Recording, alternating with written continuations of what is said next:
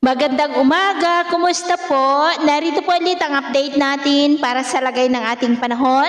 Ngayong umaga po ng June 1, 2024 na kung saan sa ngayon ay easterlies po ang hangin na umiihip po dito sa ating bansa, lalo na po sa eastern section. Ang habagat po ay nandyan sa may karagatan, sa kanlurang bahagi, dyan po sa may South China Sea. At sa ating long range forecast, maliban po sa habagat na magpapaulan dito sa ating bansa, lalo na sa mga susunod na araw ay wala naman pong bagyo na nakikita na tatawid dito po sa ating bansa for the next 2 weeks. Pero next week po ay mas mataas ang tsansa ng mga isolated rains sa ilang bahagi ng ating bansa, lalo na sa kanlurang bahagi. Dulot po yan ng paglakas ng habagat, lalo na po yan sa dakong hapon at gabi. At sa lagay ng ating panahon, ngayong madaling araw ay maayos ang panahon sa malaking bahagi ng ating bansa.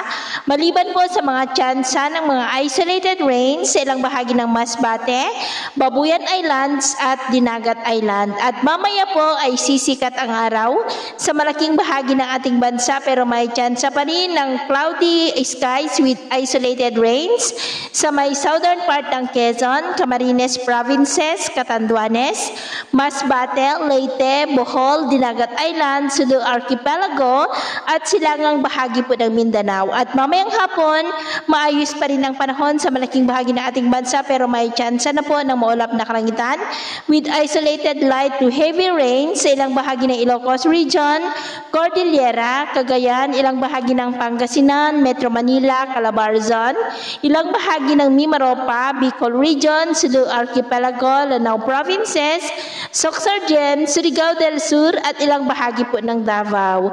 Kaya kung lalabas po tayo sa ating matahanan, ugaliin po natin lagi ang magdala ng kahit anong panangga natin sa init ng araw at proteksyon na rin po sa mga biglaang buhos ng ulan. At sa atin naman po mga baybayin, wala po tayong nakataas na namang gale warning signals, pero iba yung pag-iingat lamang po kung papalaot tayo para mas makaiwas sa mga sakunang pangkaragatan. So yun po lang latest update natin sa araw na ito. At ako pumuli si James na nagsasabing sa kahit anong pagsubok po na darating sa ating buhay, huwag po tayong mawawalan ng pag-asa. Thank you and God bless.